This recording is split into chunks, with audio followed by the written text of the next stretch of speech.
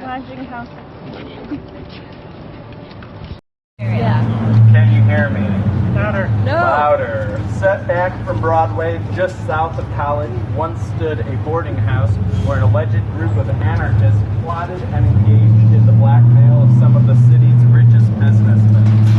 On February 14, 1922, the small group of anarchists attempted to hatch a plot that involved the blackmailing of a Pasadena businessman. The anarchists threatened that if the businessman did not pay them $25,000, he would be killed. Rather than pay the money, the businessman placed a decoy package by a billboard in an empty lot across from the boarding house. The police laid in wait for one of the anarchists to attempt to retrieve the package. When one of the suspects approached location, a gunfight ensued and the suspected anarchist was shot 6 times. He fled into the dark and escaped the police trap. Too old for this trick. This is actually the last official site that we're going to stop at. It's actually going to be a very brief one before we, go to the Siqueiros mural, so everyone can see that. This site more than anything else, I think, is important because it's where we started off. We started off telling the story about Rafael Adames, and as far as I'm concerned, as somebody who does this project, Rafael Adames is somebody that has a very sort of special part in my heart, because prior to sort of our research, Rafael sort of was lost in the pages of time. Every once in a while you see some references, maybe in some sort of book about the Magonistas where you talk about Rafael Adames dying on Christmas Day, but beyond that, him as a person is not being remembered at all. So we like to start off this event, and we like to end this event with Rafael Adames. Now, if I had a photo of The home of Rafael Adames, the IWW man killed during the Christmas Day riot of 1913. On January 3, 1914, friends gathered at this location to honor the fallen comrade. A few songs were sung and mourners passed through the little room where the body lay in coffin, made by IWW members. Once mourners paid their respects, a procession carried the body to the Odd Fellow Cemetery, where the body was laid to rest. Thank you very much. He occupied this place from June 1st, 1907 to October 1907. The party also published its newspaper, Revolucion, a brief successor to Regeneracion, after it was suppressed by the Roosevelt administration. The PLN changed the name of the paper to avoid detection. However, the Furlong Detective Agency followed the revolutionaries from St. Louis and El Paso to Los Angeles. For several months, the LAPD and Furlong detectives attempted to discover the whereabouts of PLN members' homes and offices. After getting a tip and... Can we hold on for a second? There are a lot of people over here. Donald Trump! Yeah! Fuck Donald Trump!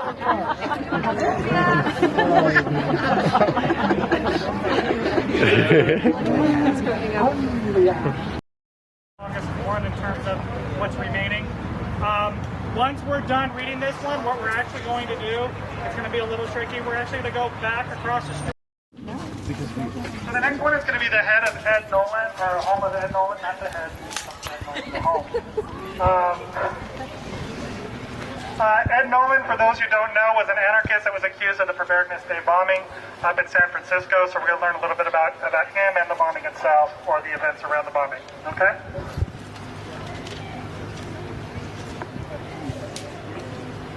Okay, so Ed Nolan was an anarchist and an organizer for the International Workers' Defense League. He is known as one of the co-defendants during the Moody Billings trial. Prior to moving to San Francisco, Nolan lived in Los Angeles, where he was active in the labor movement, acting as a delegate in the City Labor Council in 1904, as well as 1910 to 1912. Nolan moved to San Francisco in 1913, where he resumed his involvement in the Machinist Union. It is known that at some point he was a member of the IWW, though it is not known if this was in Los Angeles or San Francisco and for how long.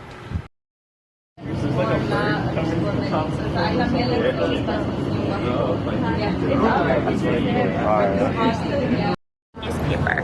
This kind of event always attracted a multi-ethnic audience as well as police.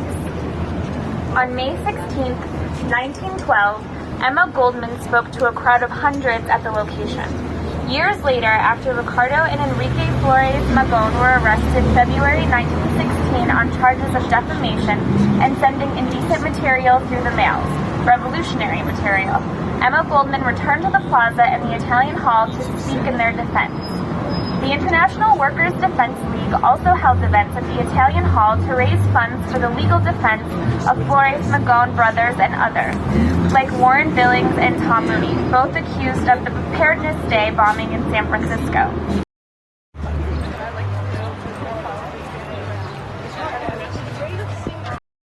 As Little Italy, the Italian community predominantly lived in the area known today as Chinatown. The largest concentration of Italians lived along North Broadway, formerly Buena Vista Street, North Spring, formerly San Fernando Street, on streets such as Castellar, now Hill Street, and... You guys hear it? Sergio? No? Okay. So do me real quick. Sergio, when you can hear it, just do that. When you can hear it, just do that. Okay? All but several anarchists. Four Italian anarchists connected to the Galliani movement. Silvio Nucci, Rocco Romanello, Guido Giuliani, and Michael Fasano all resided briefly at this location. One in particular, Silvio Nucci, was associated with anarchist group, an Italian anarchist group based across the street. Moody was also arrested immediately after the Christmas Day riot in 1913 for making an inflammatory speech where he allegedly urged a crowd to follow the officers who had shot the protesters, murdering Raphael Adams and kill those responsible. Michael Fasano was associated with Reynolds and Birgit Alpine to house the city's orphans. 6 years later, due to overcrowding, the previous two-story home was torn down and additional land was purchased to build a new home. In the summer of 1911, the orphanage moved to a new 5-acre home at El Centro. In February of 1913, the Los Angeles Times reported that individuals connected with the Partido Liberal Mexicano, the PLM, were in the process of purchasing the building on Alpine. The Magon brothers were still serving sentences at McNeil Island for violation of the U.S. neutrality laws. The PLM activities in Los Angeles were now in the hands of Maria Talavera, W.C. Owen, J.F. Monceliano, the husband of Blanca de Monceliano, Pluma Roja, and Romulo Carmona, Enrique Flores Magon's father-in-law. Yes. Okay. 738 New High Street, home of Peter Palais. This was the home of Spanish anarchist Peter Palais. It is believed that Palais was one of the leading figures that inspired the growth of the rationalist Ferrer school movement in Los Angeles. Palais came to the United States around 1909. It is known through his contributions to the Magonista cause that he was living in Los Angeles as early as 1910. During the imprisonment of Ricardo Flores Magon, Anselmo Figuería and Librado Rivera, the Partido Liberal Mexicano used the space for various activities. In August 1912, el Centro de Estudios Racionales, the Rationalist Center, briefly used this location. As for Palais, his contribution to the Los Angeles anarchist movement was short-lived due to his death caused by tuberculosis. This is the home of Romulo Carmona, the father-in-law of Enrique Flores Magon. He owned a row of storefronts on San Fernando from 652 to 660. In 1906, Romulo Carmona was also a part of a plot by the PLM to spark an uprising in Mexico by capturing Ciudad Juarez. El Paso police and federal agents arrested Carmona and several other Magonista lieutenants. While Ricardo Flores Magon was on the run, he and other members of the Partido Liberal Mexicano, or the PLM, Melissa Diaz, found shelter at this location in the later months of 1906. While living here, it is believed that Magon worked with Julio Macias, a painter, decorator, and paper hanger, whose office was located on the bottom floor. Macias was a member of the PLM, but it was later discovered that he was repeatedly hired by the Mexican consul to spy on the revolutionary movement in the U.S. By 1912, his betrayal was discovered. In September 1914, the Generación reported that Julio Macias helped to frame several Mexican workers of insurrection and sold them out to the Phoenix police. On November 14th, Ricardo was informed that the authorities were snooping around outside Carmona's house. He and Modesto Diaz escaped out the back door. He moved to the home of another liberal where he stayed hidden until January 18th, 1907, when he became aware that this home was also under surveillance. Legend has it he escaped capture on this occasion by dressing up as a woman.